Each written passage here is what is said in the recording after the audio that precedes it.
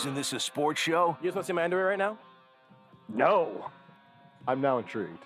I got some Deadpool undies. Look at my butt, you guys. Almost entirely. I was just reminding the audience, we don't know anything, so we're talking about Pokemon. This is Almost Entirely Sports with Joshua Brisco. All right, we're doing this show live from the bottom of a swimming pool, and oh man, the chlorine levels are perfect. Take the show with you by listening on the Sports Radio 810 mobile app at 810WHB.com or by searching for Almost Entirely Sports wherever you get your podcasts. Sorry, it's 2019. I don't Netflix and chill. I listen to AES and drink Hennessy. This is Almost Entirely Sports on Sports Radio 810.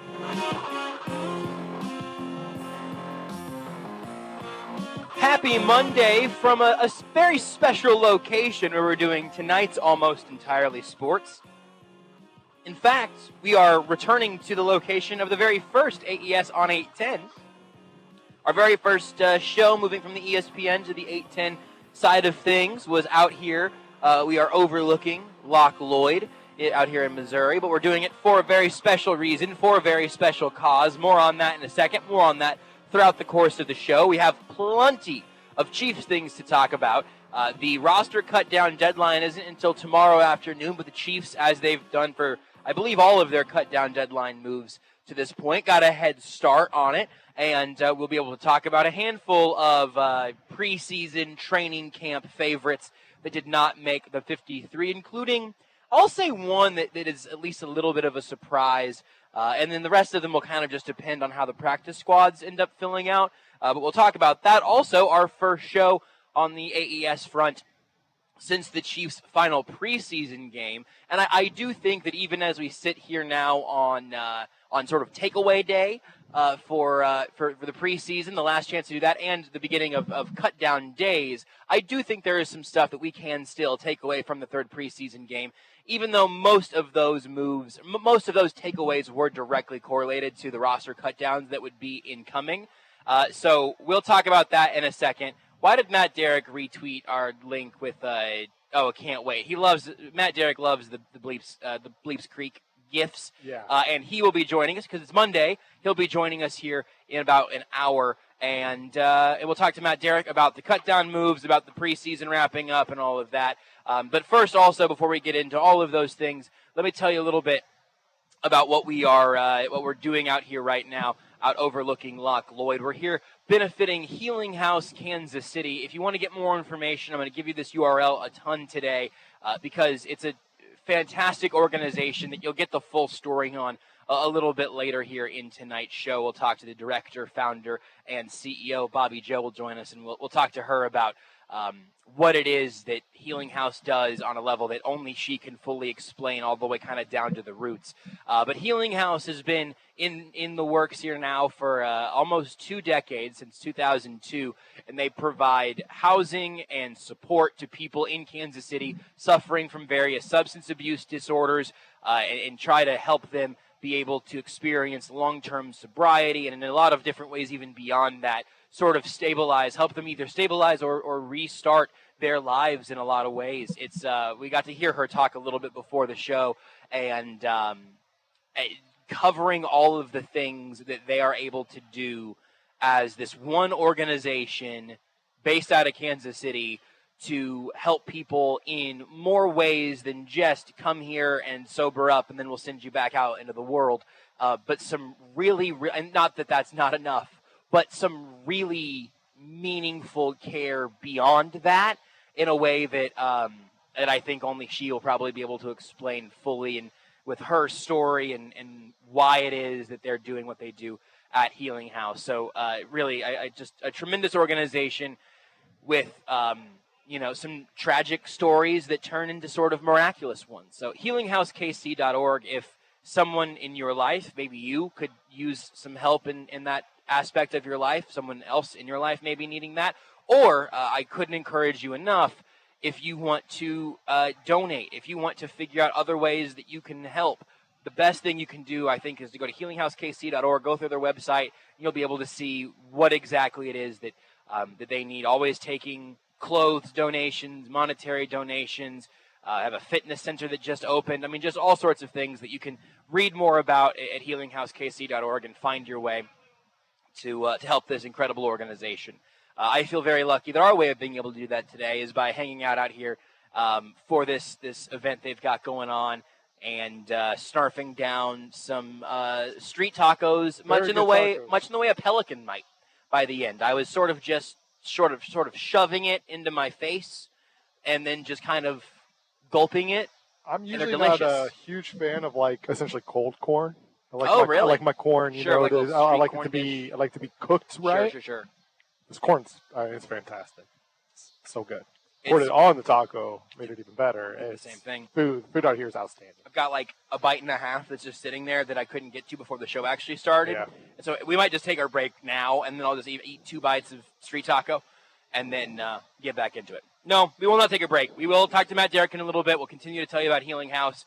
We'll talk to Bobby Joe in a little while, but we should absolutely talk about what has happened around the Kansas City Chiefs over these last couple of days. Here's what we've got right now in terms of players who have reportedly been released or waived from the team. Most of these reports coming from Sam McDowell or Herbie Teope. I think Tom Pelissero had the first one on this list that I'll give you, but most of it's come from those guys. And a few of them are a couple of them might be surprising. Several of them are noteworthy.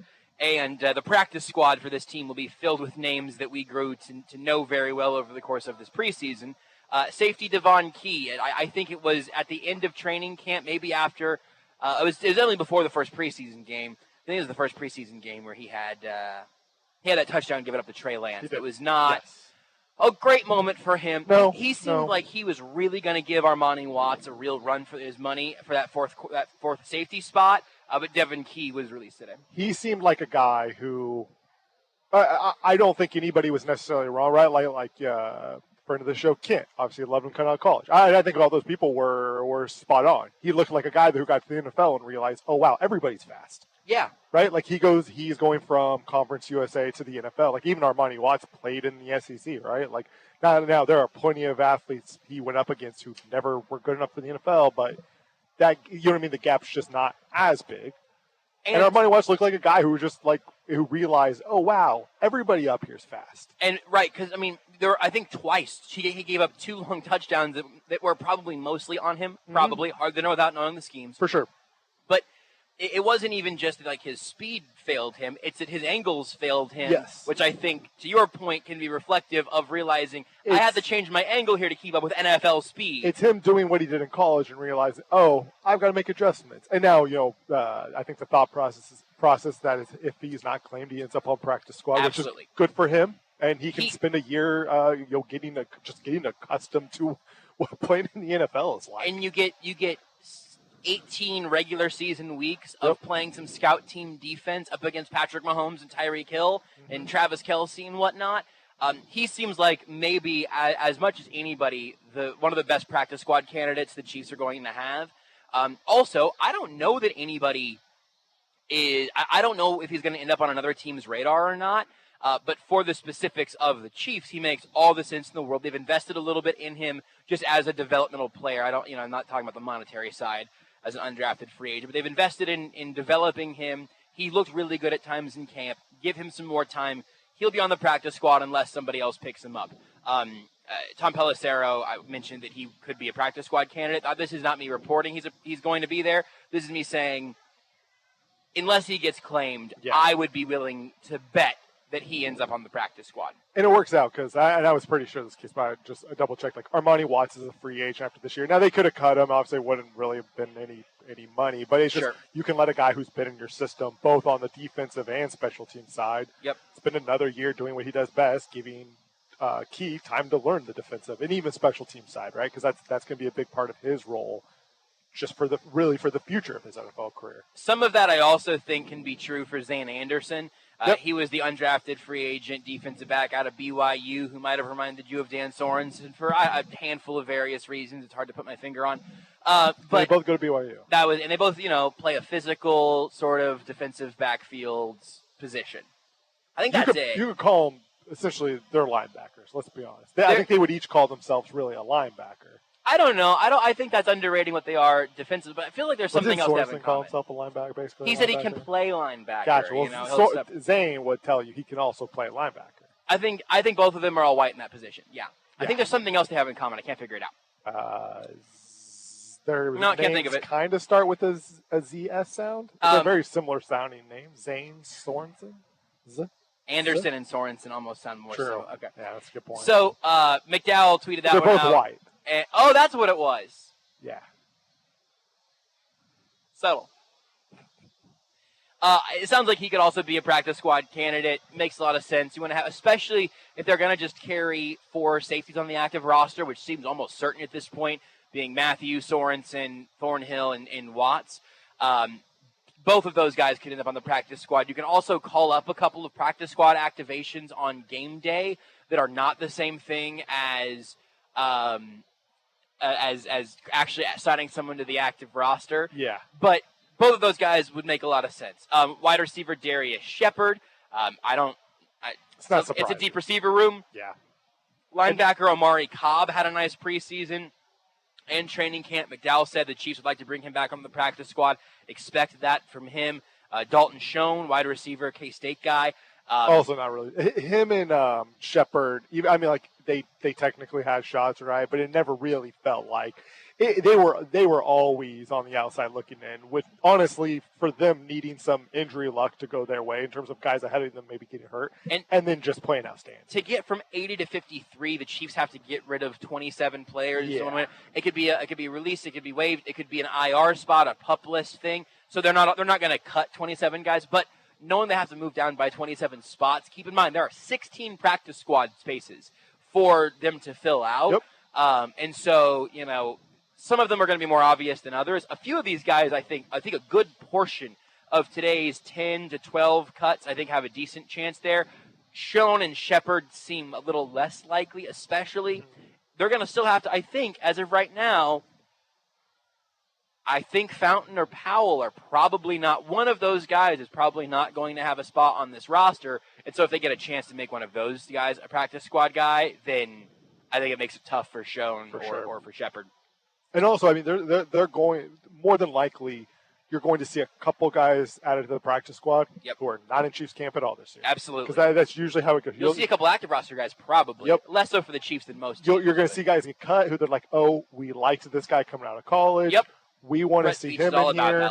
Let's add, the Panthers offensive tackle to the practice squad. Yep. Which might just be Prince. No, he wasn't a Panther. He was an Eagle. I kept thinking he was a Panther. But point being, they might sign somebody from, somebody else's draft pick. Very likely. Drafted rookie free agent to their practice squad. You got a guy like Damone Harris, a defensive end. Again, with the defensive end group being it's got pretty good depth, but Herbie Teope notes that he's a strong candidate to return to the practice squad. Same thing for offensive lineman Wyatt Miller. It'll be interesting to see how they pare down their offensive line. If they do carry 10 on the active roster, which seems pretty likely as of right now, I don't know how many offensive linemen they'll want to take with them. Herbie also says defensive lineman Austin Edwards, possible practice squad candidate. He had a couple nice moments in training camp, nothing dominant or whatever, but you want to have a relatively balanced practice squad, so you don't have to go out and sign somebody to your active roster if somebody sprains their ankle and it knocks them out for a week or two, Maurice French, same deal, also released. It's just going to be tough to see. They're going to have a receiver or two on their practice squad. Yeah. Most likely, probably 2. Just don't know who it's going to be. Is Derrick Dieter still practice squad eligible? Yes, with the rules for this year, I think it is 6. I think it's 6 veterans that you can have. And I'm not even sure if he requires that because I don't think he's gotten that many active game days. I'm just saying, Derrick Dieter always seems to find a way to be around this team. The way that he finds, is that he is a fine receiver who is good friends with Patrick Mahomes. Yeah. Life is Randall Cobb would not be a Green Bay Packer if Aaron Rodgers didn't want him there. And I'm fine with it. Your quarterback's allowed to have a guy. Yes. And if that guy's just really not a great football player, that's fine. I mean, in the grand scheme of humanity, he is a great football player. one of the And best he's a 1% fine of special football players teamer. in the world. He's a fine special teamer. And if he ends up running a couple of routes if your receiver group gets thin, that's fine. Yeah, absolutely. If the tiebreaker between him and Maurice French is which one does Patrick Mahomes like better, it's probably fun. especially for the receiver group, right? If he's picking defensive linemen, maybe we eventually have to put a stop to that. But, we do need, I feel like, one, because Dieter's got to catch, but Mahomes was not quarterback. We need one Mahomes to Dieter catch. Touchdown. Like, that just has to happen in his career. In the Super Bowl to clinch it. That's what I want. That would be something. Sure would. Still on the active roster right now, though, Yeah. Derek Dieter. Has not gotten the cut yet, so that would be If he stubs his toe tomorrow, I really ends up thought on the injured IR for the year. I really thought that he and Cornell Powell needed to stage a fight at some point, and they both just sprain a knuckle, Yeah. And it lets Powell redshirt for a year, and it keeps Dieter around. Yeah. Keep their lockers, let them learn, Yeah. and that would work out great. But apparently, I have not heard any reports of that happening, so I'll keep my fingers crossed on that one. The two that are somewhere along the realm of surprising for me is that the Chiefs released both Darwin Thompson and Derrick Gore. With Darrell Williams coming out of the concussion protocol, with Clyde Edwards-Helaire coming out of a apparently pretty minor ankle sprain, it's those two dudes and Jerick McKinnon, who's also had his injury issues over the course of his career. His haven't even really been kind of the ticky-tack ones. He's had major... and I think twice. I think it was twice. I think he missed 2 full seasons. Not that that's necessarily going to be repeated or whatever, but my guess is that one of those guys at least ends up on the practice squad. For sure. But Derek Dieter. Got Dieter on the mind. You can't blame me. Darwin Thompson had an Instagram caption that was it read as a sort of goodbye. I'm guessing that if they said bring me your playbook, but we're going to try to keep you on the practice squad, maybe he doesn't post anything. Yeah. Maybe the Chiefs think that he's going to get claimed by somebody. Yeah. If the Bears, I don't know the Bears running back situation. I just know Matt Nagy know is they there. have Khalil Herbert, the KU running back. They? Yeah. But that's all I know. They draft him? Yeah. No. I think he was an undrafted free agent. I think he was an undrafted free agent, but I don't know. Now I'm second guessing everything. I'm pretty sure he was an undrafted free agent. But if 6th round pick. 6th round, okay. Nailed it. But if Matt Nagy went, you know what? I remember Darwin Thompson. I like Darwin Thompson. They overlap by a year, I think, right? They also have Damian Williams. They sure do. Yes. Yeah, get the band back together. That made me when you just essentially said, Well, I I about remember that. Darwin Thompson. That made me think of, he has Damian Williams, who he already there. coached. Nagy and Darwin overlap by a year, right? Probably. Or maybe they miss each other by 1. I'm not sure. Oh, Regardless. yeah, because this was year 3 of Darwin, and this was year 3 of Bieniemy. So did they draft Darwin when Bieniemy was offensive coordinator then? I think that offseason before, like when Bieniemy was named the OC when Nagy left. Okay. Which that was the year they also drafted Darwin. Yes. Got it. Okay. Yes. So they didn't overlap then. Right? Is that what you're saying? Yeah. They wouldn't have great. overlapped, yes. I was pretty sure, but I was having a hard time making that logic work for some reason. Basically, both Bieniemy and Darwin are going to the 3rd year. That's how I remembered. Okay. But so maybe the Chiefs think that he's going to get claimed. Maybe Darwin thinks he's going to get claimed somewhere and he'll be on an active roster. I've liked Darwin Thompson since they drafted him. He probably shouldn't have 15 carries a game, but I don't think there are all that many running backs in the NFL who should. And I think there's something similar about Derrick Gore. I remember being up there, I think it was the second day of camp. It was just quarterbacks and rookies and injured guys. And I remember watching Derrick Gore thinking, that dude looks like an NFL running back to me. He was the only running back on the roster at that time. So at some point, I think it was Anthony Gordon who was taking some handoffs to just try to not have Derrick Gore take every single rep. But he looked good in the preseason. And I'm just going to do this now. Do it.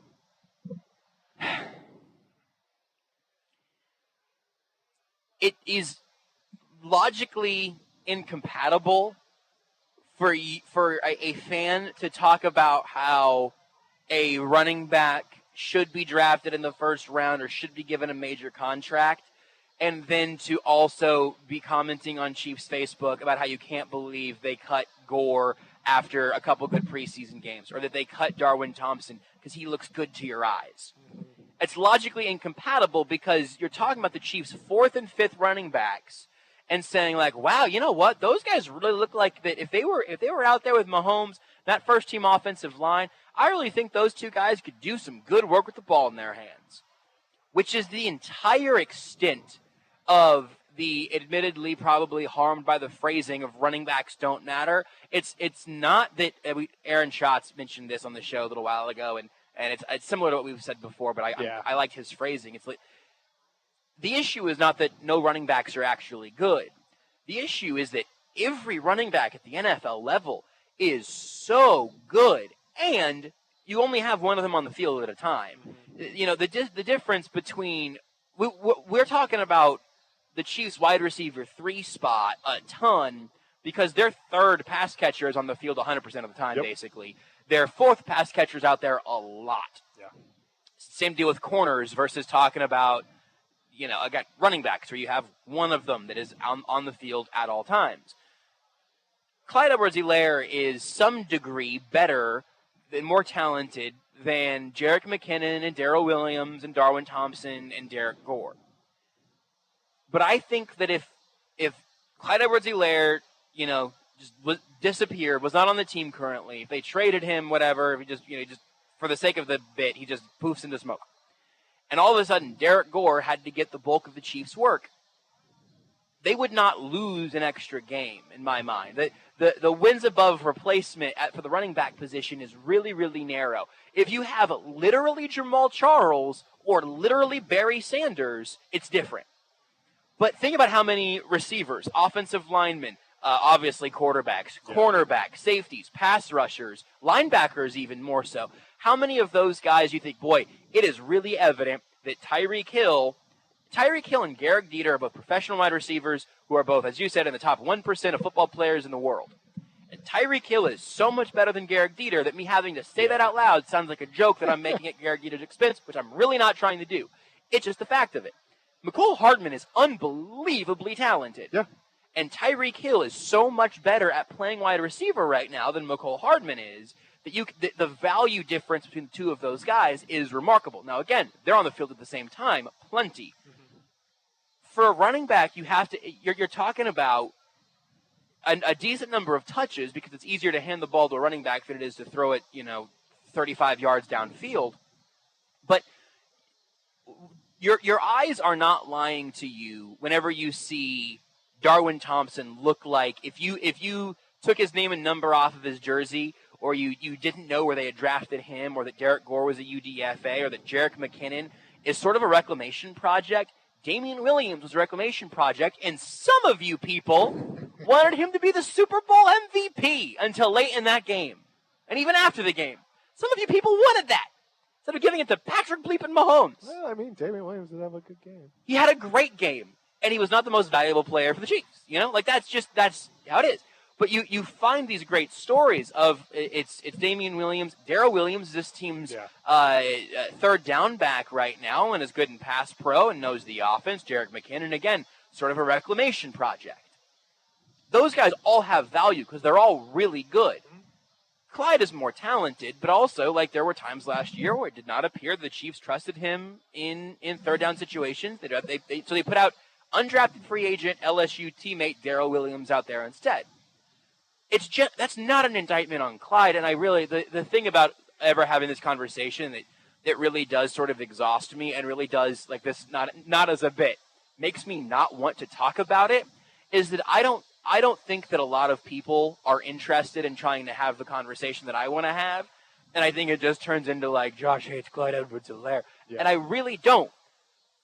I don't care for the way that he was made a member of the Chiefs. That's it.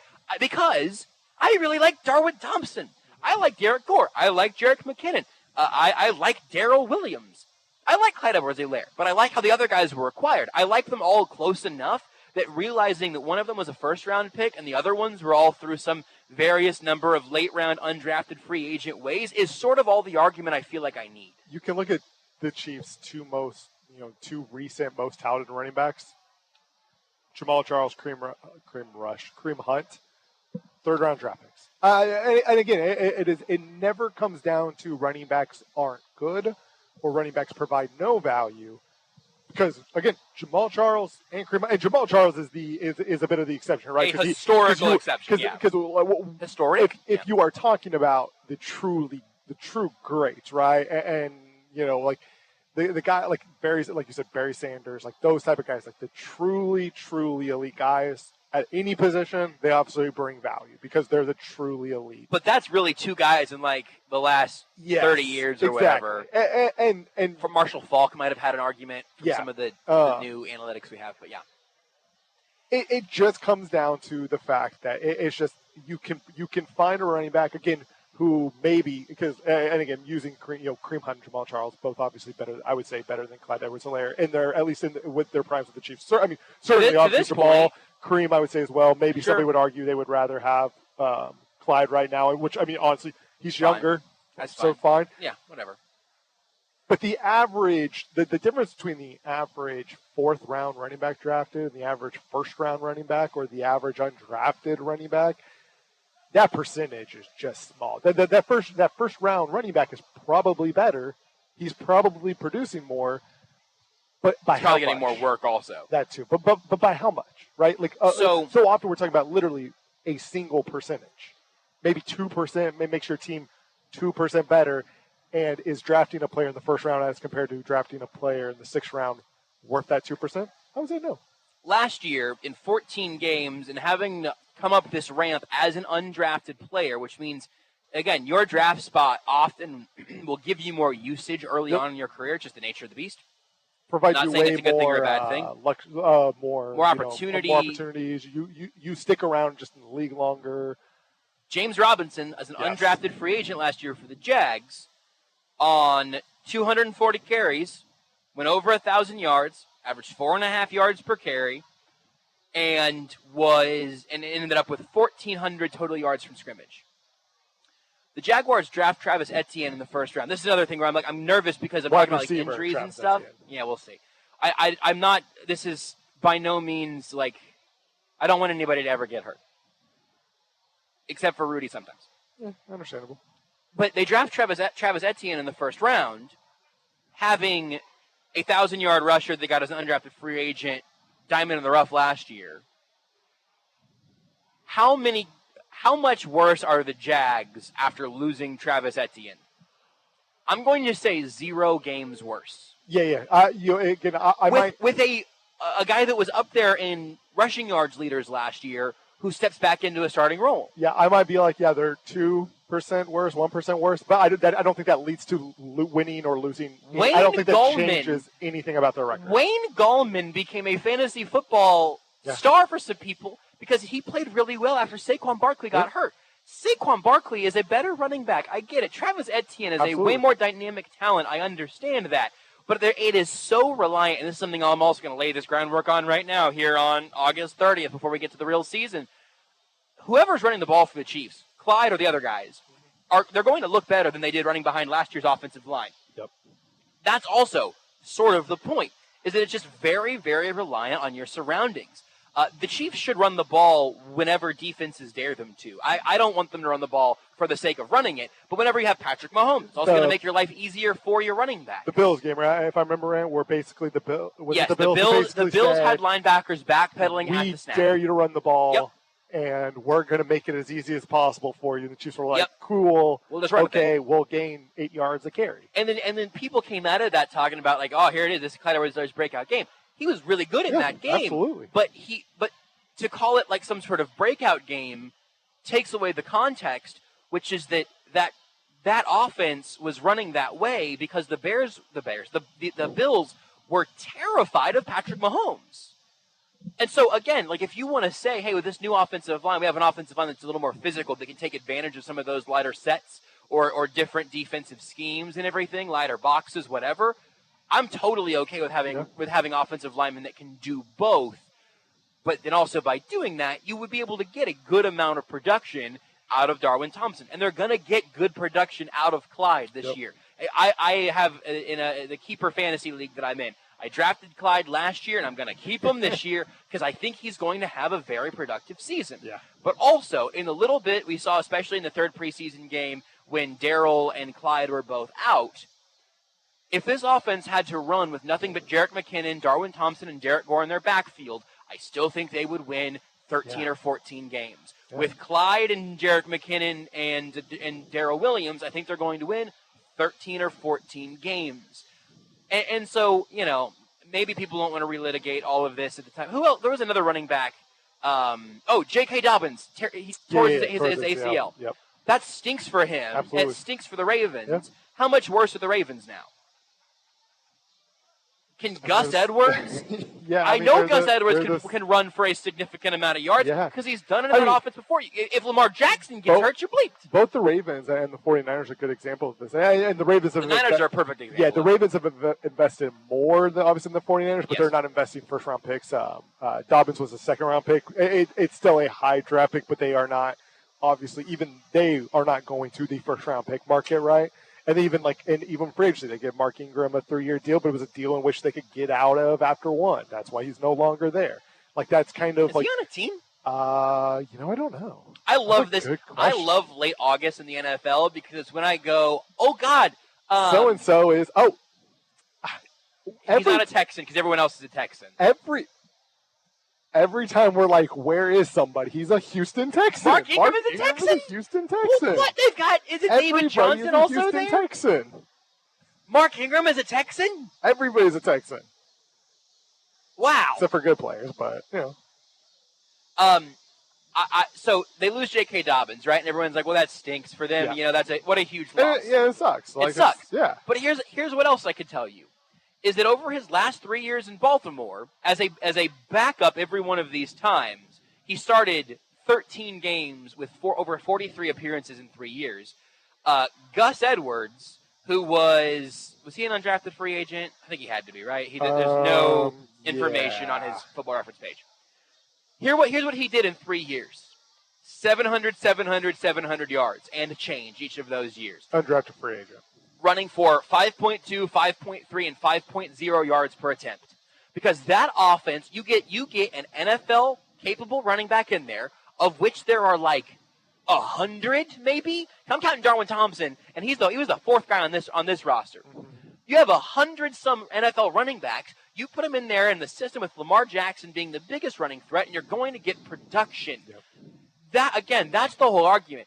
The thing that genuinely bums me out is that I grew up watching Priest Holmes and Larry Johnson and then Jamal Charles just pound the ball. I love NFL Street. Yeah. I love the running game in NFL Street. I've played, I played fullback for one glorious year in high school, not in college. Definitely not in college.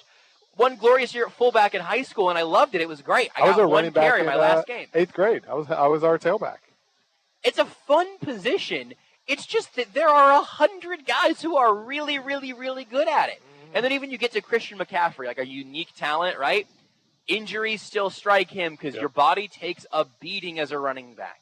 And so you can have some splits by degrees, but I really do hate the sort of, at this point now, inescapable bit that I hate all running backs, because I really don't. Beards can cut me saying that, and it'll continue to make me sad. But I think that it's one of the most interesting position groups in all of football to me, because you can see Darwin Thompson do something that looks really dynamic. And he got cut today. Yeah. That's the nature of that position, and it's why these conversations keep coming up, and it is why I find them interesting as well. Maybe we'll talk about that in about half an hour, a little less than that now, with Matt Derrick of Chiefs Digest. Maybe we will just talk about the other cuts they've made and see what Matt took away from that final preseason game. I have one predominant takeaway from preseason game number 3. And whenever we come back, Rudy, I can see, is going to read us the running back depth chart from the Houston Texans. Wild. Because I forgot it was Ingram. I know David Johnson is there, and I think there are a couple younger guys there as well. We'll figure that out whenever we come back. We're out here, though, for a big event for Healing House Kansas City. Go to healinghousekc.org to learn a little more about the work that they do. It's unbelievable. It's worth your time. I want to say, seriously, go do it. But I am saying it. Go check out what it is that they do, and stick around later on whenever we'll talk to the founder, director, and CEO of Healing House Kansas City. And I think her story will put all that into context in a way that we're not going to be able to do it by ourselves. That's why we're going to be very glad to be joined by Bobby Joe a little bit later on. So we'll take a break here on Almost Entirely Sports. Whenever we come back, we'll talk about what I'm going to take away from the Chiefs' third preseason game. One thing that will rise above even after all of the cuts come down. That's next.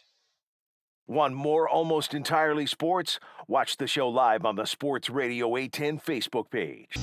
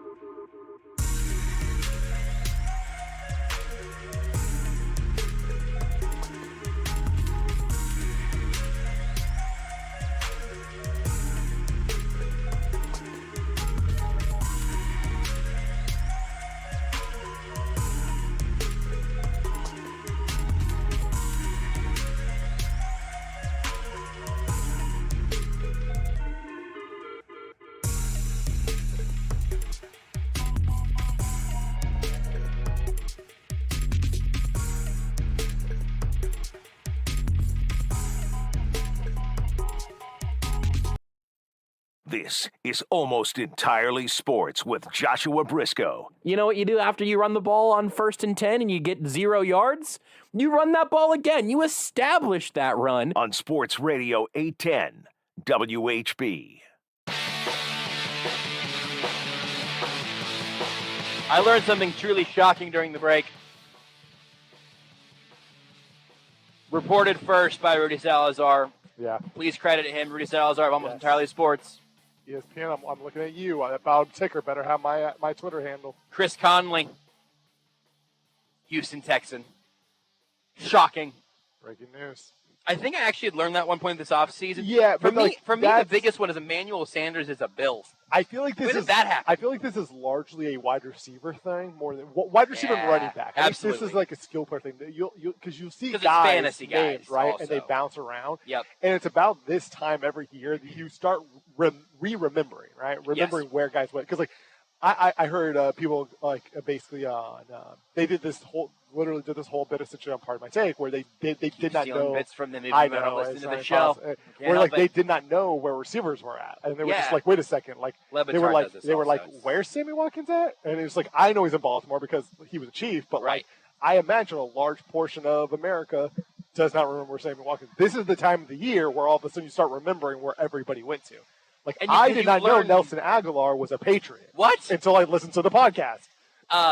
Because we know all of those guys from fantasy. Yes. Which is why it doesn't, for when a guard moves, it doesn't really affect me like that. For sure. But whenever you do find out that, let's see, who's a good one?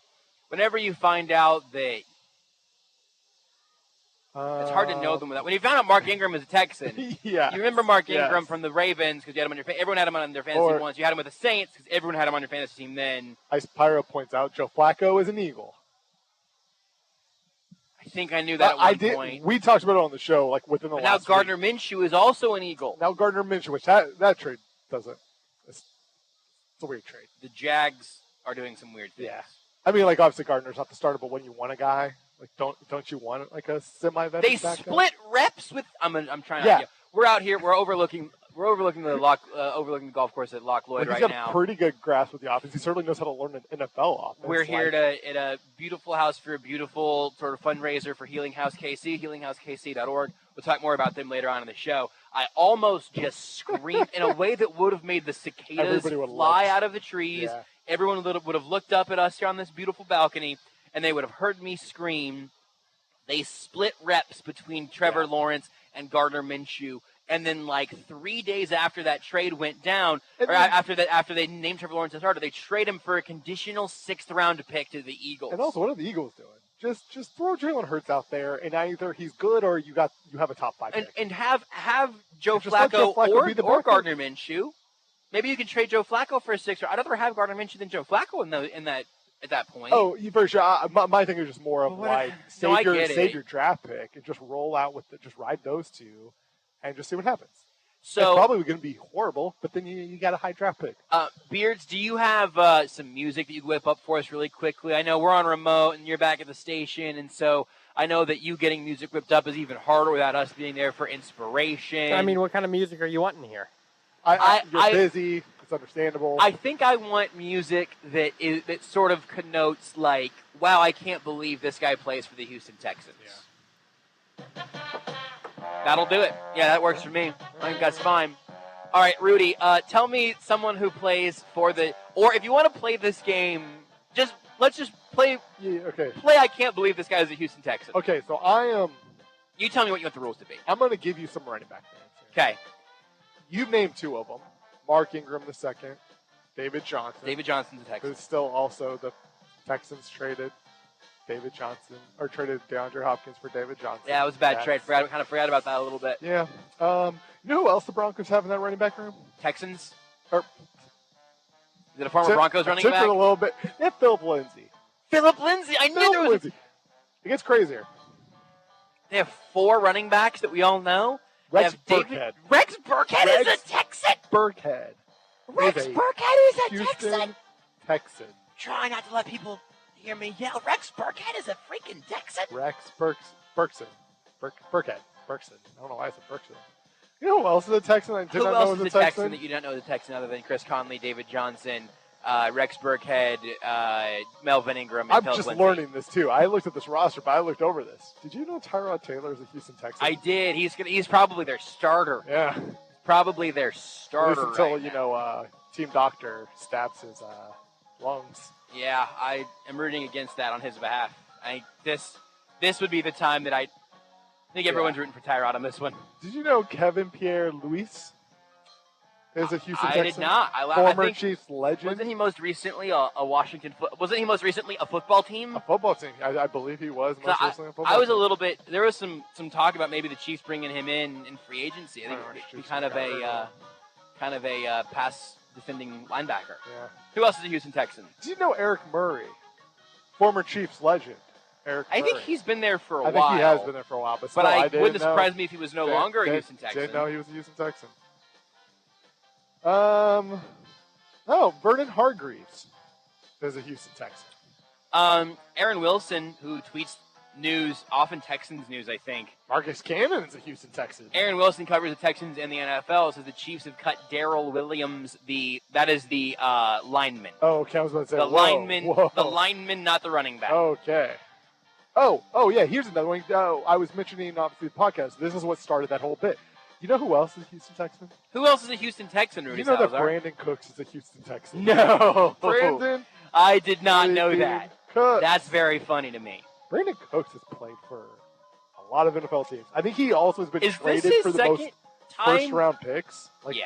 Is this his second time with the Texans? I think it's his second year. I'm pulling it out of his page up right now. Again, also Aaron Wilson says the Darrell Williams is expected to join the practice squad if he clears waivers. Tough, which makes it tough for the other offensive linemen, but he's been around for a little bit now. I think that makes sense. Yes, he was a Houston Texan last year. I don't remember him with the Texans last year, but he was a Texan last year. He has been with the Saints, the Patriots, the Rams, and the Texans. I have a guess as to why you probably don't remember him very much from last year. He was good last year. Oh, no, you're right. He played 15 games. Okay, I just didn't have him in any fantasy teams, I guess. He has had four of his 6 seasons in the NFL have been 1,000 yards, and he has already played for 4 teams. He also, doesn't it feel like he's always hurt? Is that a narrative around Brandon Cooks? 5 of 7. I think maybe you're thinking, well, because he's not. He's started. Yeah, he's missed. He's missed 3 games since his second season. Yeah, he missed 6 games his rookie year, and he has only missed 3 games since. I think maybe that was just like with him in New Orleans, and I don't know. That's surprising. All right, that concludes this. One more. Give me one more Houston Texan. Tremont Smith. Oh, really? Yeah, Chiefs legend. Chiefs legend Tremont Smith. Well, you know what they say. If you can't beat them, sign all their players away. That's running back, wide receiver, kick returner specialist, defensive back Tremont Smith, right? Or I think it's somebody else. No. That's right? Yeah, that's Tremont Smith. Bam. Yeah, Central Arkansas. Legend. Oh, hey, that is all pro. Did he make a Pro Bowl as a kick returner? No, not Pro Bowl. He was an all-pro kick returner, wasn't he? I'm pretty sure his rookie year he was all-pro. We'll take a break. Whenever we come back, we'll figure out all the mistakes we just made over the course of the last 30 seconds. At JB Briscoe, at Beards McFly, at Not That Rudy, at Sports Radio 810. Just do it already.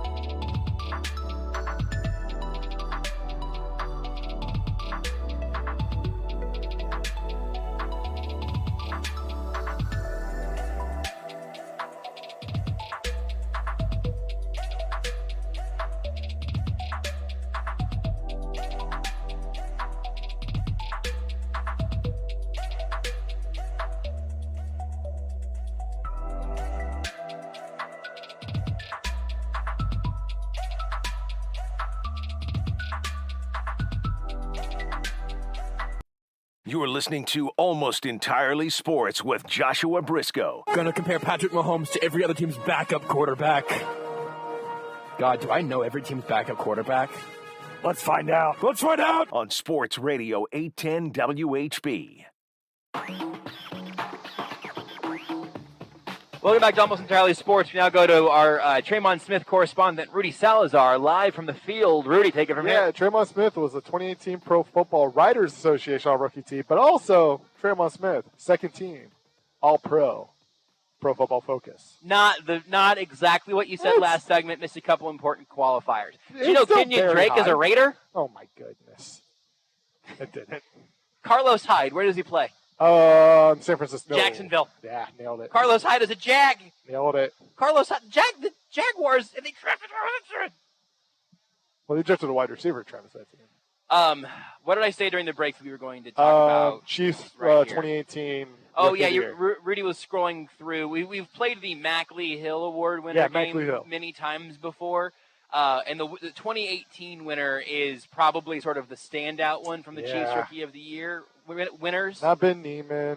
Because the draft class is not great. Derrick Notty, clearly the best draft pick from that class, but he did not win the award. He did not get it.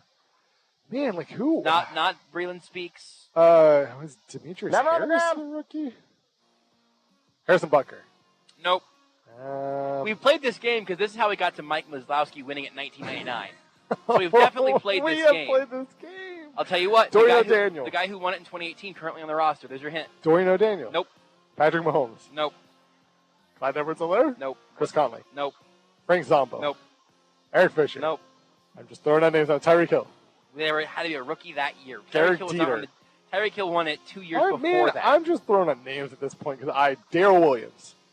The name we were looking for actually was Andrew Wiley. Oh my goodness. So I think he was on his second or third team at that Oh point. my goodness. He was still technically a rookie. Andrew. That name will haunt me forever. You see Sonny Michel got traded to the Rams? Yeah, I did actually. That was yeah. another one. First round draft pick. Yeah. Draft those running backs high. Todd Gurley, pending free agent. Giovanni Bernard, still a Bengal actually. I was going to say, Bengal, right? all is right in the world. You are listening to Almost Entirely Sports with Joshua Brisco on Sports Radio 810 WHB.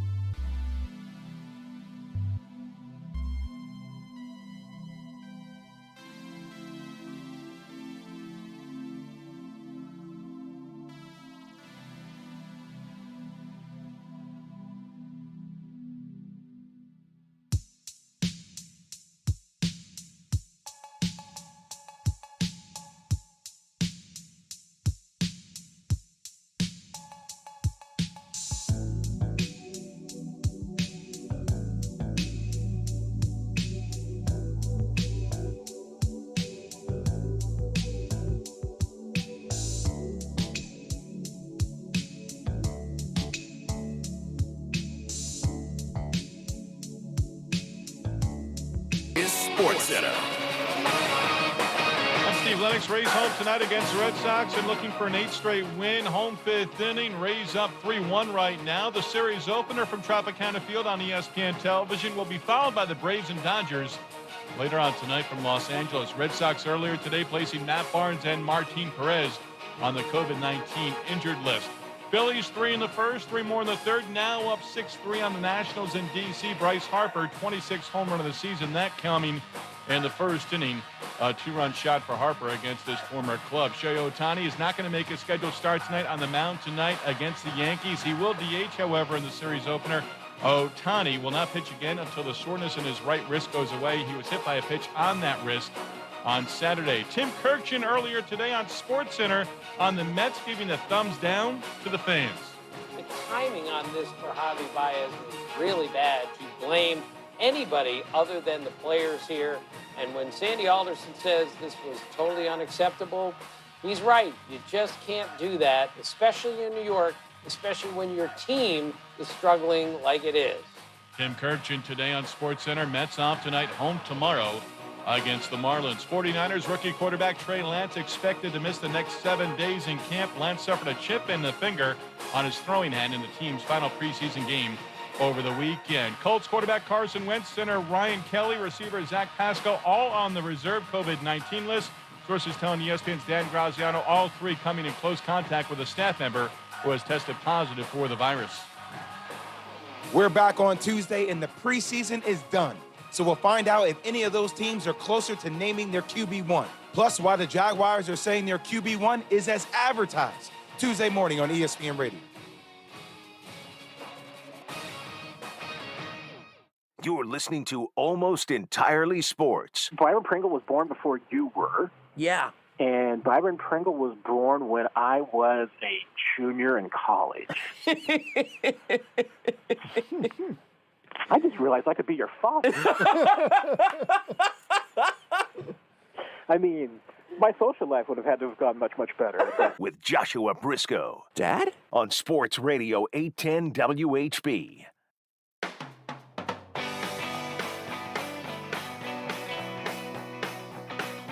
Once again, a quick reminder, we're broadcasting from the beautiful Loch Lloyd Golf Course for a very good cause, promoting Healing House KC. You can go to healinghousekc.org for more information, everything that they do. We'll talk to Bobby Joe, the CEO, founder, director of Healing House, here in a little while, and I'll let her tell the story of Healing House much better than we'll be able to. But it's a incredible cause with a great story behind it that it just has been touching the lives of an enormous number of people in a really impactful way. So if you want to stick around, I would encourage it for our conversation with her coming up after we talk to our second most illustrious guest tonight.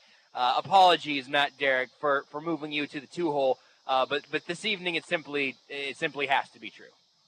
That is absolutely true. I completely and totally see the number 1 spot. That is absolutely a great cause. Great to see you out there.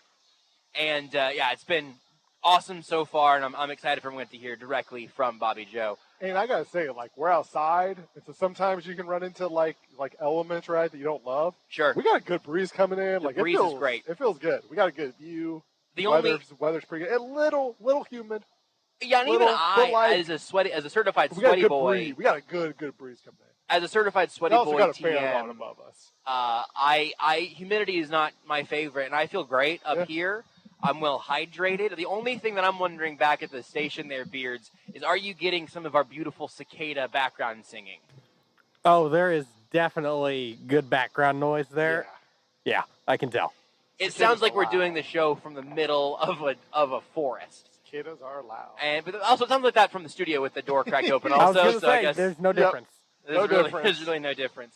I shouldn't have to tell you this, but actually, you can. I should point out I do keep a bucket full of cicadas. Oh, really? In the corner of the studio. Wow, I've never noticed that.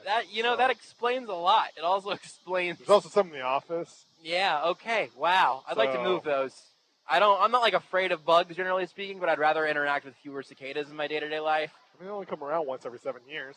I have teased this. Matt, I'm really sorry for wasting your time. I have teased this story many times, and someday I will tell you the cicada story that I have teased 57 times in my life. Because I have one good cicada story. I have a good one too, actually. Really? Yeah. Wow, okay. Well, we're not going to talk about them here. Because I want to talk to Matt. You shouldn't have to know this, but you can follow Matt on Twitter at Matt Derrick. You can read all of his work at ChiefsDigest.com. Matt, I want to talk about some of the preseason stuff that we saw on Friday a little bit, but the Chiefs did start going through their roster cut downs today, and the list has continued to grow a little bit. Darrell Williams, the lineman, not the running back, was released just about 15 minutes ago. Both of those sort of lower on the depth chart running backs, Darwin Thompson and Derrick Gore, a handful of receivers, Omari Cobb, Devin Key, Zane Anderson, a few others. Any of those surprised you more than the rest in sort of the early round of cuts from today? Yeah, I mean, as far as the early round has gone so far, I mean, Darwin Thompson, I think, was really the one to me that was on the bubble. I mean, everybody else, I mean, it makes sense. I mean, those were kind of expected and everything. Thompson was, that fourth running back spot, and the fourth tight end, sixth wide receiver. We've been talking about it. Sixth cornerback. I mean, all those kind of were ones up in the air, and somebody was going to be on the wrong side of the bubble. Looks like with Darwin Thompson, but whether it's Darwin Thompson or Derrick Gore, I fully expect that somebody is going to be on the practice squad coming back. That's it's only, I think, prudent. And you're going to have 16-player practice squads this season, which makes it a little bit easier too. You're going to have injuries, so it's not bad to have one of those guys or both those guys even stick around. But other than that, I mean, so far there hasn't been any real surprises to me.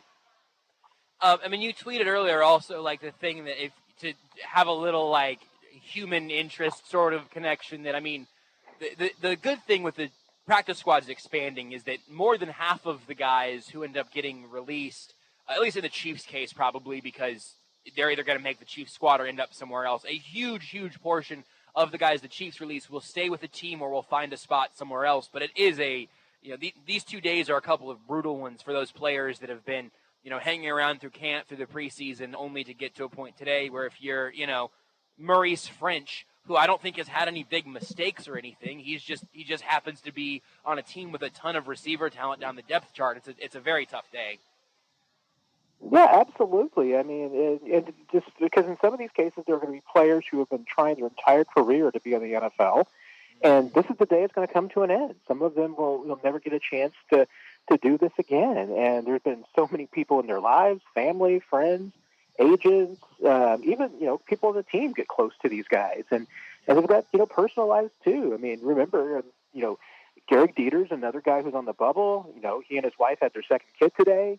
Oh wow! I mean, people have lives and everything, and so hey, a guy like Derek Dieter, I certainly expect him to stick around the practice squad, but hey, it's still a stressful time and and tough. So I mean, it doesn't often get seen, and I wish people I wish that the NFL handled this a little bit differently. I wish that players getting cut wasn't entertaining, quote unquote. Yeah, it shouldn't be. So I kind of wish that the teams would just say, hey, you know what? Here's our cuts.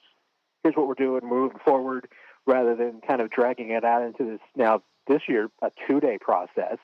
Yeah. Where usually this all just kind of goes down on a Saturday afternoon. Now we've kind of taken up 2 days, and unless they change the CBA and the rules going forward, we're going to continue to see this. Yeah, I thought, and this might have been COVID, this might have been me misremembering, but I thought last year, the Chiefs just put out a tweet. It was like, all right, this is our 16 players or whatever it was. I guess it would have been more than that probably. But yeah, cause it kind of turns, this is sort of, I mean, to your point, kind of dark. It kind of turns into the reverse draft. You know what I mean? Like, you get the first report early this morning that Zane Anderson got cut, and then everyone tweets about Zane Anderson getting cut for like an hour. And then it's the next guy and the next guy. It does just sort of roll out like the Darrell Williams thing. That came out a few hours after Darwin Thompson. And it does sort of create a weird draft-esque, free agency-esque sort of little news cycle that if you're NFL-based media is probably good for business, but bad for people. I don't know. I guess I don't know if there's a way to fix that other than something in the CBA, but I think it's an interesting point. Yeah, I mean, like I said, I just wish that they just kind of rolled them all out at once, make an announcement and be done with it rather than dragging it out. And because sometimes, honestly, I mean, people think that this is a pretty organized process. And you know what? It isn't always. I mean, we've all probably been through this at a job. I mean, this one's a little bit different. I mean, it's a lot different, but we probably have all been at the job one damn time or another when there have been layoffs and you don't know what's going on and everything.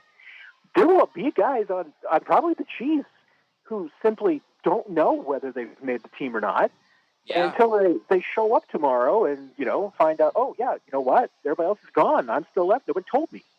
I mean, that's how it goes down. And so you're one of those, you're just kind of just keeping your head down, hoping that the coach doesn't come in and tap you on the shoulder and say, hey, we need to talk to you, bring your playbook.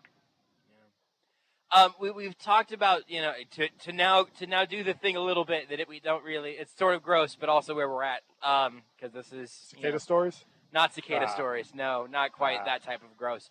But I mean, we are here and we're looking at the rosters that are coming together, and you've got your most recent rosterology that went up before the cut started coming in. We've talked about the two running backs, and your original projections had Darwin and Derrick Gore both outside looking in. So I don't think you've seen necessarily any surprises to this point. Has anything narrowed in, though, for you? Like cutting both of those running backs, does that make it more likely that they keep an extra tight end, an extra receiver, an extra offensive lineman? Anything from what we've seen so far today that impacts what we're going to see over the course of the day tomorrow? I mean, probably just clarifies a little bit for us. Definitely, with Darwin Thompson, getting released, that certainly clears up a little bit. I mean, it absolutely guarantees at this point, I think that you're just going to see a fourth tight end. It's still, to me, a question mark about some other spots, how deep they can go at wide receiver. There's going to be, I think, 10 defensive ends. It's just a question of who that last one is. But, Jamona Harris was one of the guys that got waived earlier today, too. That's probably really good news for Tim Ward. We'll see. I mean, they could even keep 9 defensive ends or defensive linemen, so maybe it's not. We'll find out. But, I think it just clarified a little bit. There was maybe a chance that a Zane Anderson or a Devin Key could crack the safety group. That pretty much at this point tells you there's going to be 4 safeties on this team. Could that increase the likelihood that they're going to keep a 6th corner? Maybe. Maybe they'll still keep 5, and they'll just keep 9 defensive backs. But it clarifies a few things, but there's still a few questions still out there, and obviously they'll be answered tomorrow. Yeah, good news for Armani Watts for sure. Maybe good news for Bo Pete Keys. I hadn't really thought about the other corner group. Devin Key and maybe Zane Anderson to a lesser extent. But Key seems like an absolute lock for the practice squad if he doesn't get claimed somewhere else, right? Like I know, like the training camp hype that then fizzled out with a couple of bad preseason plays, it seems like that's almost exactly the type of guy you want to see on the practice squad, I would think, right? Yeah, I mean, I could certainly make a case, frankly, for Devin Key and for Zane Anderson. I mean, I think they both kind of fit what the Chiefs want to do. I mean, they had decent camps. I mean, were there rookie mistakes for undrafted guys? Sure. Yeah, absolutely there were. But did they show you enough that, they've with some seasoning that they could stick around and maybe become an impact player sometime? Yep, sure. I mean, I think both of them made a case at this point for the practice squad. I know we've talked about these two names quite a bit, and I'm trying to remember who it is that brought this at one point, but someone, I think, quoted you on the show. God, you would think I would remember who it was, because we haven't talked to that many people in the last week. But specifically with Reese Fountain and Cornell Powell, it seems like those two guys are there for that 6th roster spot, with Hill, Hardman, Robinson, Pringle, and Kemp all being varying levels of safe. What's the math you're doing on those two guys right now as we still kind of wait for one of them to theoretically probably get released, or maybe they have to try to expand to 7?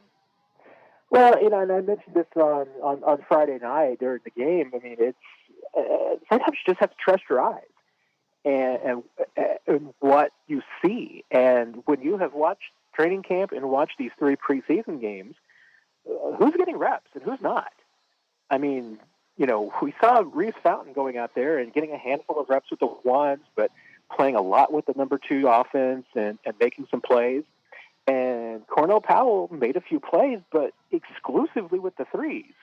And if you're not able to climb out the depth chart to the point where the preseason games, you're not spending a lot of time in the 3rd and the 4th quarters, you're not moving up the depth chart. So unless the Chiefs have just been playing a complete game of keep away, and really love Cornell Powell, and I've spent the last 5 weeks trying to convince the entire world that they don't, he's not making the roster. I mean, it's just that the reps haven't been there.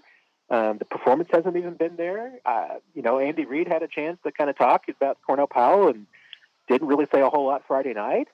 So Reese Fountain has a whole lot better chance of making this team. And I think it's, honestly, I think it'd be a little bit difficult even if you're Brett Veach, to say to this team, we're trying to win a Super Bowl, but you're going to keep a guy that clearly hadn't been able to move up the depth chart and needs a little bit more seasoning. And I don't think it's necessarily a reflection that it's a bad draft pick. Sometimes things don't work out. Some things just don't hit. And maybe a Cornell Powell does need more time. I'm not convinced that he would act. We talk about, is it a mistake? I don't think that Cornell Powell would probably clear waivers. I think a team would claim him. So, sometimes it just doesn't work out in the place. Whereas sometimes it works perfectly. And like I said, Kansas City seems like the absolute perfect fit for a Reese Fountain. It just hasn't been a good fit so far for Cornell Powell.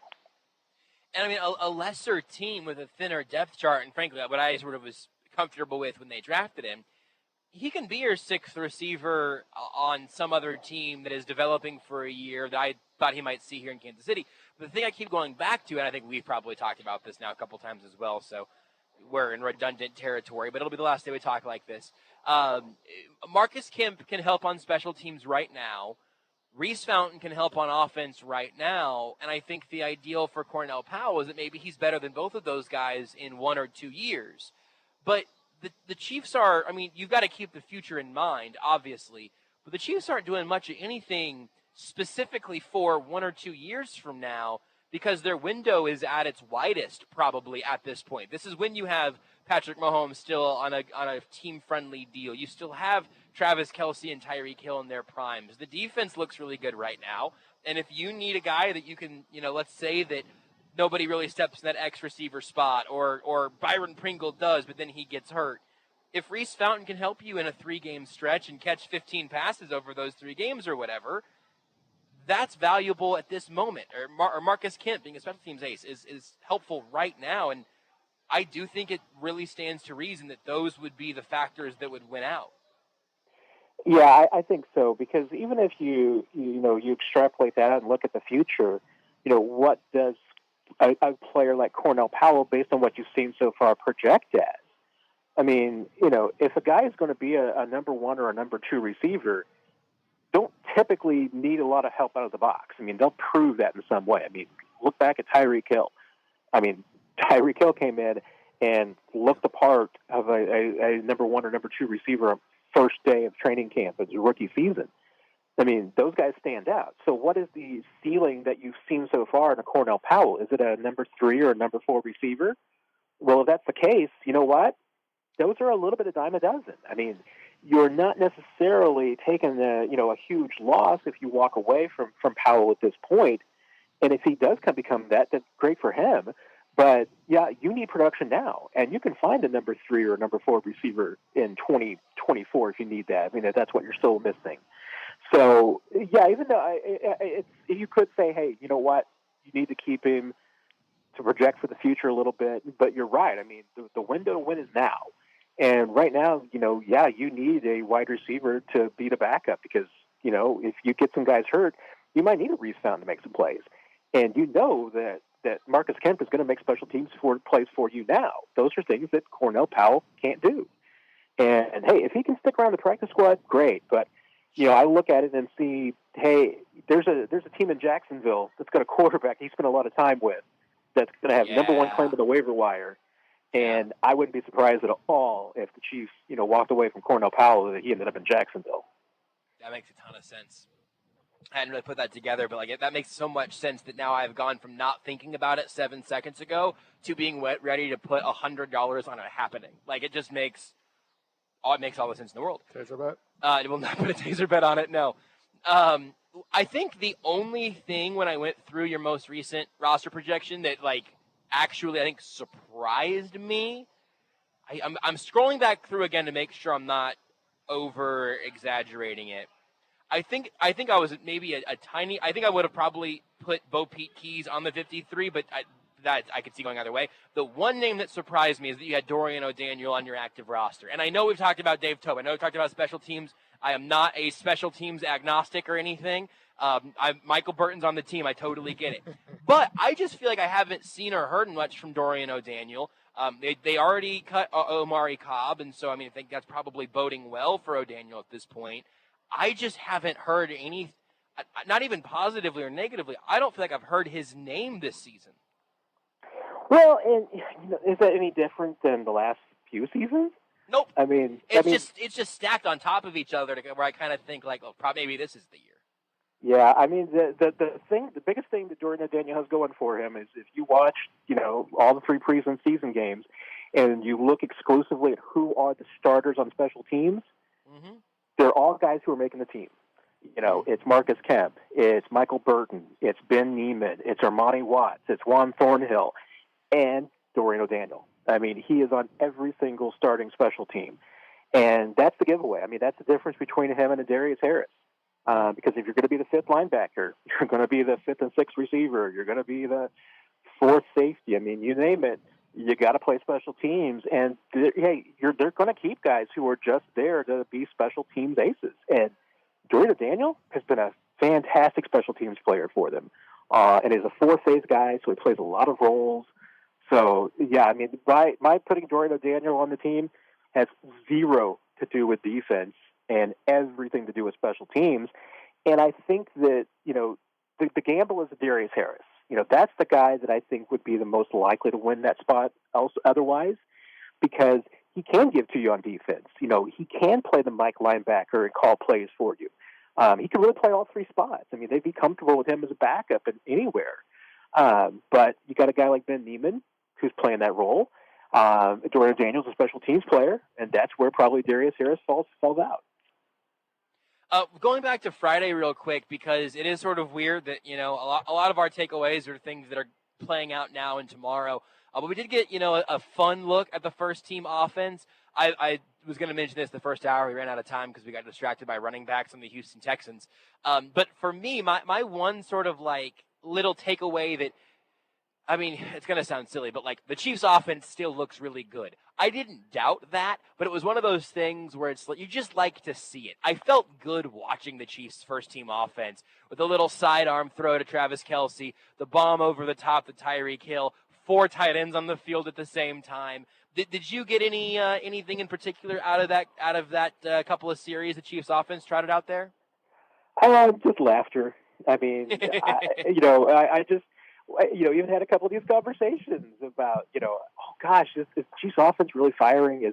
Josh, Patrick Mahomes just hasn't looked, sharp the first 2 preseason games. Well, they went out there in 2 preseason games and pretty much just called nothing but vanilla plays.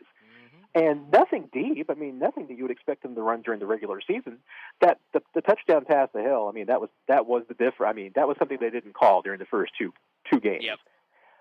And I think that was just kind of almost out there. Just hey, you know what? Let's just call 1 or 2 plays that we know are money plays. Maybe these are things we've run in the past. We're not going to show them, during the regular season. But let's just get a little practice doing that. And what do? They hit on it. Yeah. So they run one of those money plays and hit on it. I think that tells you everything you need to know. Because everything else that they were doing, frankly, through the first 2 preseason games, that was experimentation. It was just, really testing out the offensive line, trying a few things, not running anything too fancy. They weren't trying to push the ball downfield or do anything too much. And then they go out and they try for about 7 minutes, and look what they did. And I enjoyed looking at what they did because I was just glad to have that back. I never doubted that the pizza was still going to taste good. I just hadn't had any in a while, and then it tasted great. Here's the thing: I've eaten a lot of El Lazaron in my life. That's right. Every time I go get El Lazaron, it's great. I've seen Patrick Mahomes make crazy throws a lot of my life, but you see that throw to Travis Kelce where it's they showed that angle behind his back where you're like, how could he even see Travis Kelce, right? I've seen that a million times. It's still great to see. Yeah. To me, that was football season started. Here we go. The one other thing, Matt, that's not a takeaway from Friday, but I'm interested to check back in on, because we talked about this very early in the preseason and training camp process. I think what you had said was that as each day passed, there was like an extra 1% chance that Tyrann Mathieu would get an extension done with the Chiefs. But once the season started, it would like hit a brick wall and drop right back down. The Vikings extended Harrison Smith, who is 32, to a massive deal that pays him just a little less than Jamal Adams. But again, he's 32. How do you feel about the safety market right now? And would you adjust anything on your expectations with Tyrann Mathieu and the Chiefs?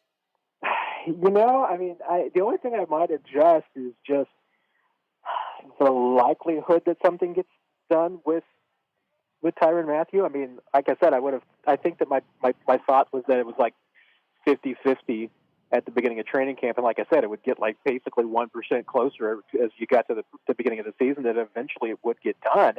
And if it didn't get done, it'll go back to zero. That I still feel pretty good about, that if it doesn't get done by the beginning of the season, that you're probably going to be waiting until the off season.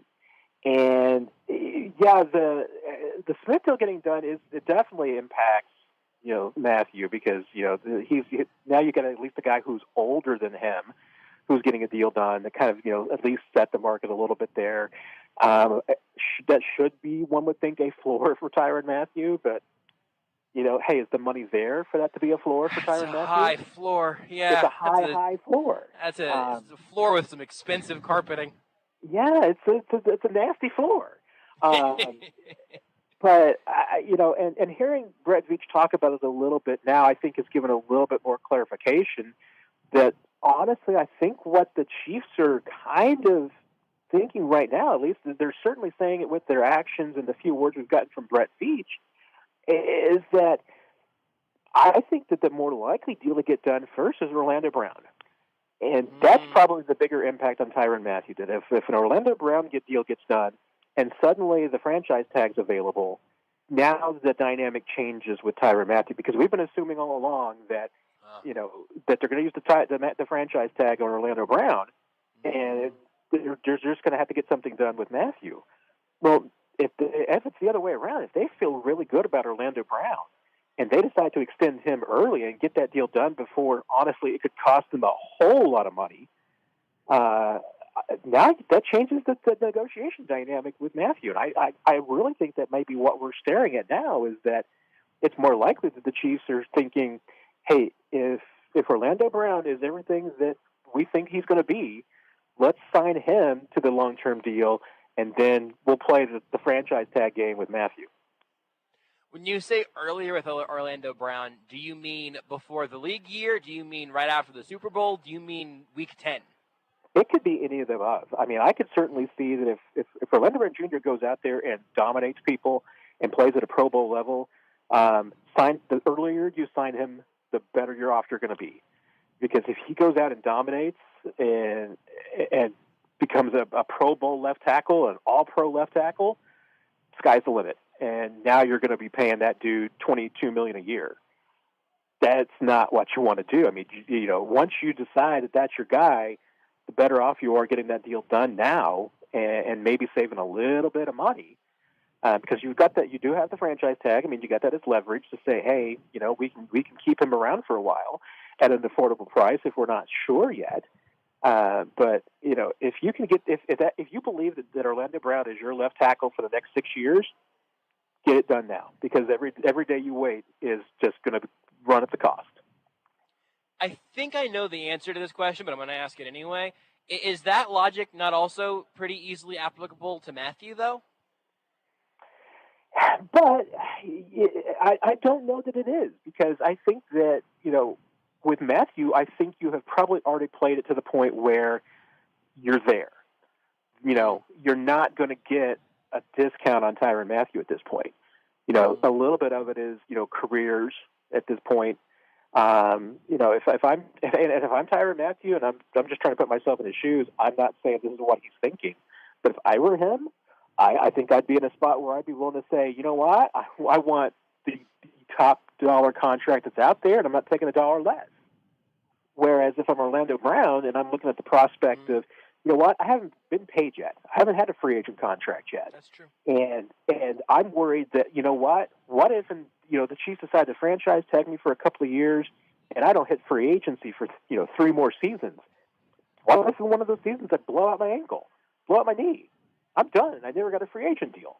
I mean, that's the least the value that you can get by saving a little bit of money by going with Brown now. Whereas I don't know if there's any deal to be had with Matthew that doesn't involve the max contract available. Yeah, I mean, Orlando Brown Jr., who has not gotten paid yet, his dad's career was derailed because he got hit in the eye with a flag that a ref threw. So, like, yep. that does make sense. Whereas Matthew has made enough money, and also, he's made a good amount of money, right? He's gotten those deals. But also, you're right. Maybe there's just a little less wiggle room there.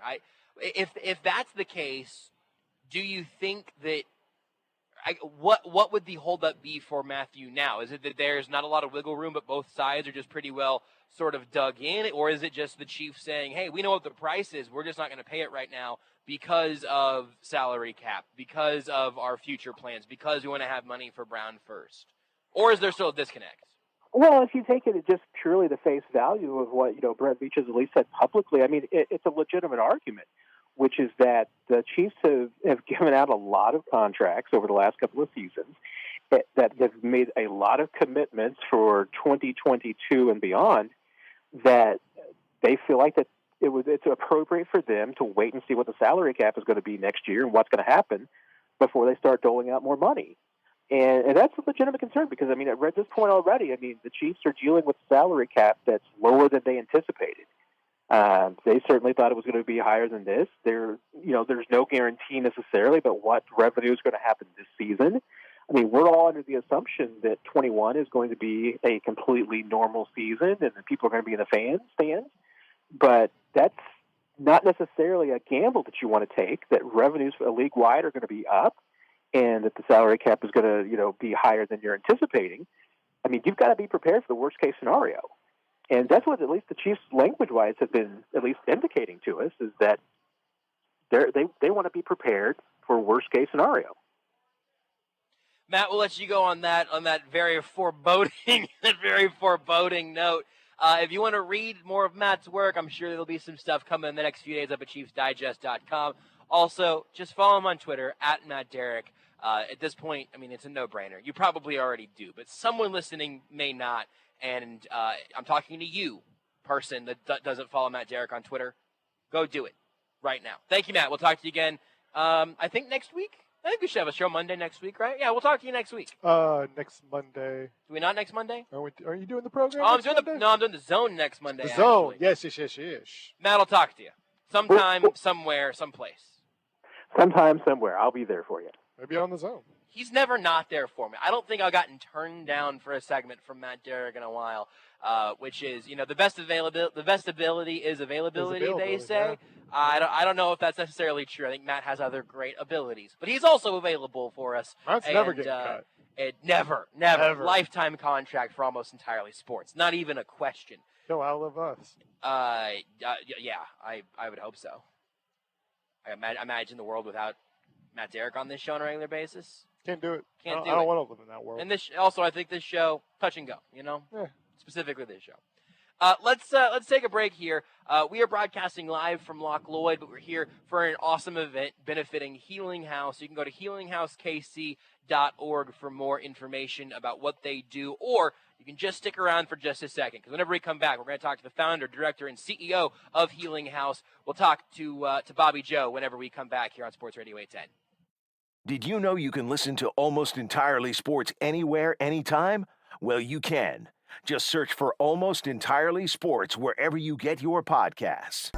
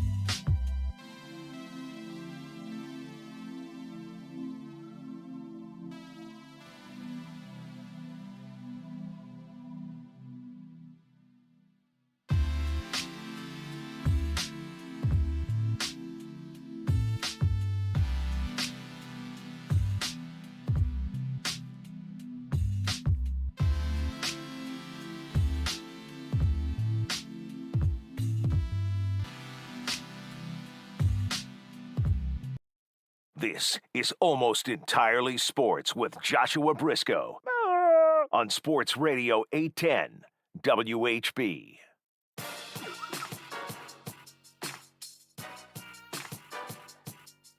Taking a little time out of talking about various Chiefs news and looking ahead to the regular season. We've done plenty of that over the course of tonight's show. So we'll take a little time out to talk to the founder, CEO, and director of Healing House, which is who we are out here celebrating, raising funds for, awareness for.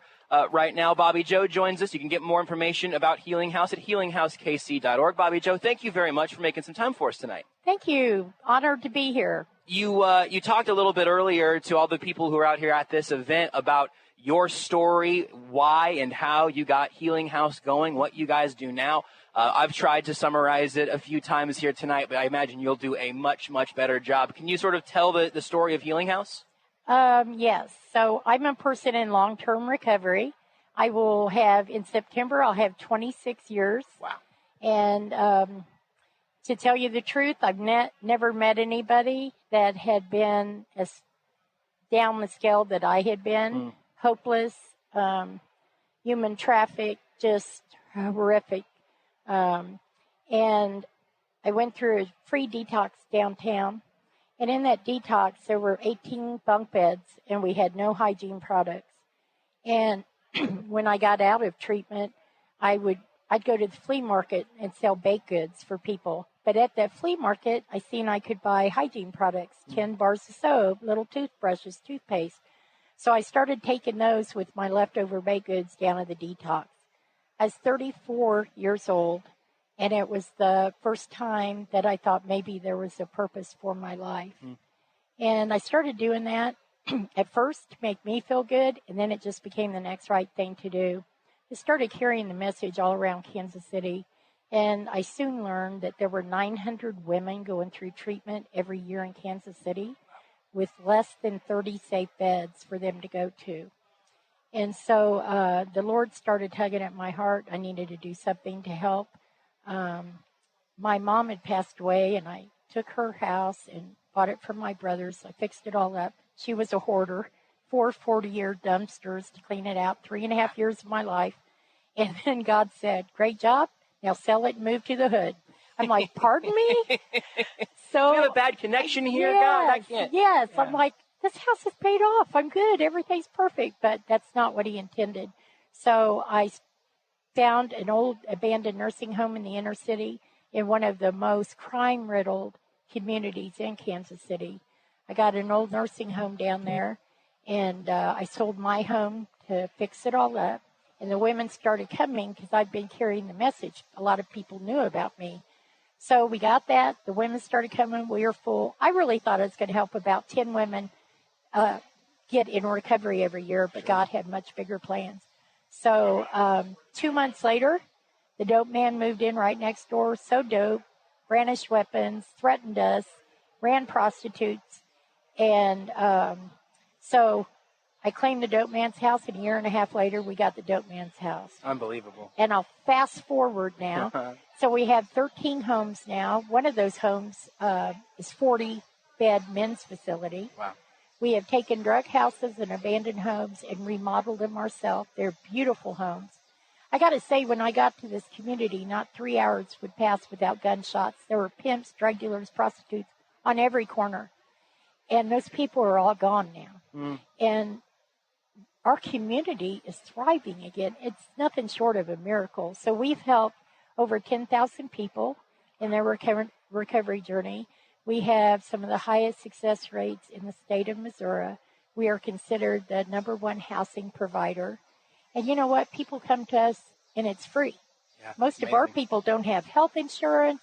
They've lost everything. They come with the Price Chopper sack. And our agency, a lot of times when you get in recovery, people are saying, well, go here and do this, go here and do that. These people don't even have identification. Yeah. So we grab their hand, we give them clothing and hygiene products and a safe place to live. And then we help them get IDs and Social Security cards. And we have an employment specialist. We have counselors. 92% of our women have been victims of sexual assault and rape. And higher than that. About 97% have been victims of domestic violence. Wow. So we're talking a lot of brokenness. It's not just about a meal and a place to stay. We deal with all that. And it takes a while for people to come out of that. I mean, horrific experiences. But here's the cool thing. So we serve 200 adults every day, about 30 kids, and we have about 20 more come in on the weekends because they're reuniting with their moms and dads. Sure. We have a pregnant women's home, new mother's home, and we've got a gym we opened up free to the community. Awesome. But in 2020, I met a man that wanted to do a documentary about my life, so he did it. And it took about a year and a half, and it's called Bobby Joe Under the Influence. And if you haven't watched it, take the opportunity to watch it. It's 1 in every 6 people are going to be adversely affected by drug addiction in their life. And this is a family disease. I mean, so I tell you what, we're restoring families, but this movie, we've won 7 film festivals already, which is incredible. And they're using this in treatment centers, detoxes. I'm having calls from all over the country of people saying, this changed my life, this helped me. So you know what? God spared me for me to use me. And I get to do exactly what I was created for each and every day. And I get to watch a lot of miracles all the time. That's awesome. A tremendously large number of them as well. The one thing that caught my ear that I'll just repeat in case it didn't catch anybody else's, like you said, it's not just food and a bed, which is important, obviously. Right. But it is confronting some of the sort of fundamental brokenness. And also, I mean, I can't imagine how many people perhaps think about coming to you guys or in whatever situation, going somewhere that could give them some help, but think, I don't have any identification, I don't have a place to start. Right. You guys are also providing a place to start, not just a place to pause for a second, but to fully kind of reset all of their problems. That's amazing. Can you tell us if people want to get involved to help, or if they know someone that thinks that maybe they could get helped from you guys, can you, other than healinghousek.org, how can they get in touch? What can people do? How can people help you guys right now? Okay, so we always need clothing. We do furniture. We've got 30 apartments currently. So we always have needs. We need volunteers. But if you have a loved one that needs some help, our phone number is 816-920-7181, and they can ask to talk to Melissa. You can go online and fill out an application, and then we'll get you screened, and we'll try to get you in as soon as possible. And this is a life-saving, changing mission. I mean, it's incredible. I have people that are business owners now that hire our people. We're getting a strip mall for job. We've got a strip mall for job training. Awesome. It's just an incredible journey. We have our open house on November 20th this year. If you go on our website, you'll find it there. I can tell you all day long about all the great stuff that's happened, but when you come down and see it in person, it's phenomenal. We even opened up a free gym to our community. We have over 300 members. 52% of those folks are our neighbors. That's awesome. And it's free. It's just open for anybody. Absolutely. It sounds like, I mean, you guys are doing unbelievable work. And again, I'm just going to keep giving out the URL. So if you want to get more information there, because nobody's going to be able to soak all this up on one listen probably. So healinghouse.kc.org. Bobby Joe, thank you for the work that you've done and for taking out a little bit of time to chat with us here tonight. I really appreciate it. And I'm absolutely confident that someone within the sound of our voice now is really going to be able to either help you guys or get some help from you guys. I think that's awesome. So Thank you very much for all your work. Thank you so much. All right, we'll take a break. Whenever we come back, I don't know what we'll do. We'll figure it out whenever we get there. HealingHouseKC.org. That's what you can do during the commercial break. At JB Brisco, at Beards McFly, at Not That Rudy, at Sports Radio 810. Just do it already.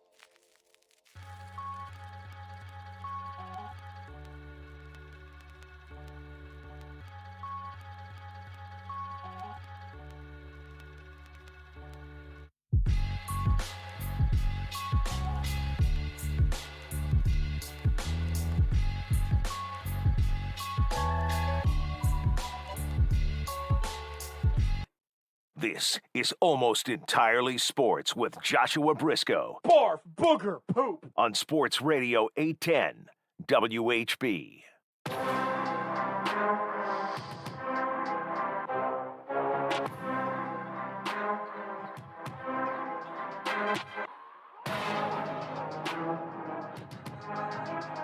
Beards.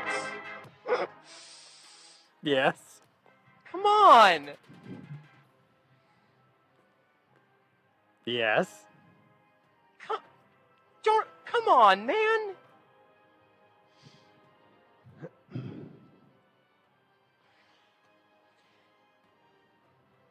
The real thing is that he can just sit there and be quiet because I'm the one that has to start the segment. Yep. Thanks again to Bobby Joe for joining us and the incredible work that they've done here at Healing House. I'm sorry that I have to follow that liner to tell you also something like incredible that I learned about today. We didn't have time to talk about with Bobby Joe that I want to mention now that really feels undercut by sort of Beards' choice of fastball there.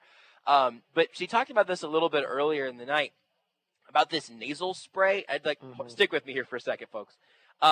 It's you can search Narcan, Narcan, or naloxone is sort of like the more medicine-y name for it. Yeah, Narcan is like the brand name. Is the brand of it, yes. And it is a nasal spray that will, like, essentially, not a doctor here, but, like, sort of freeze an opioid overdose kind of in place. Like, what it does is it prevents the opiates from getting to the brain.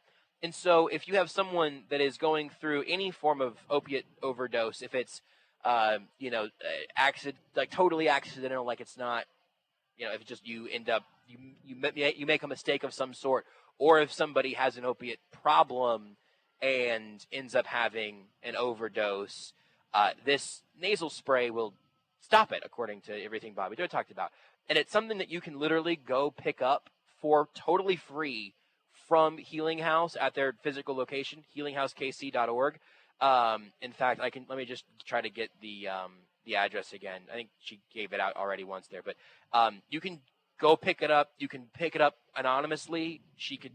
They'll show you how to use it and give you more information about it and everything. 4505 St. John Avenue, Kansas City, Missouri. You can also call them at 816-920-7181. And if you want to donate, you can text HHKC to 77977. 5 digits there, 77977. Text HHKC to donate. And your donations, go to stuff like helping people get free life-saving nasal sprays that I had absolutely no idea existed. It doesn't make any sense. It seems impossible. And it's something that they are making possible for anyone at Healing House. It's just, you heard her story firsthand, so you get it now. But a truly, unbelievable organization that comes out of unbelievable pain that ends up leading to unbelievable things for people who need it the very most. It's just an incredible organization that does great work there.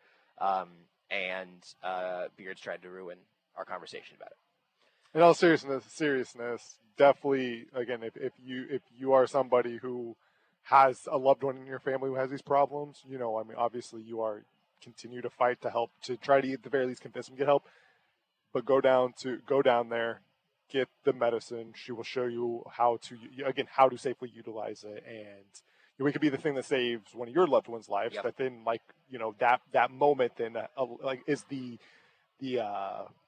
push that they need to get the help. Sure. Yeah. Yeah. Again, if nothing else, go check out the website. Also, something that Bobby Joe mentioned that I think lots of people probably I've done this many times where I'm like, I've got some clothes that I don't wear anymore, don't fit anymore, or whatever, and I always hate taking them to places that then sell them back around again. It's like I don't.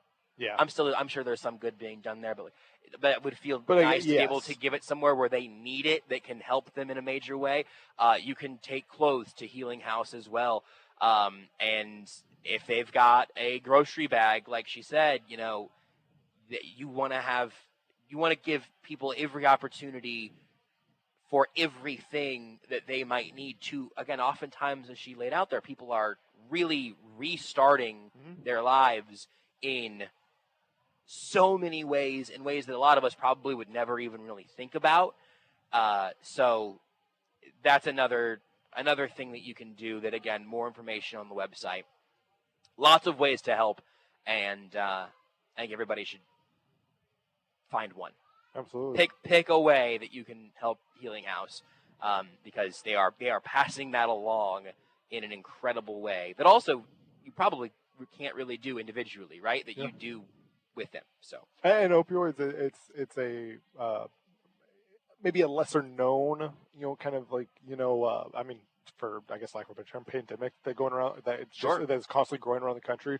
When I was in Kentucky, it is a huge issue in Kentucky, like to the point of stories of people, Kentucky residents, driving to other states, driving to Florida especially, and like getting prescriptions down there and coming back. Like, it is one of the leading, like, causes of death, non-natural causes of death in the state of Kentucky. So like it gets overlooked a lot, and they're obviously every charity is for a good cause, right? Like cancer treatment, it's all for a good cause.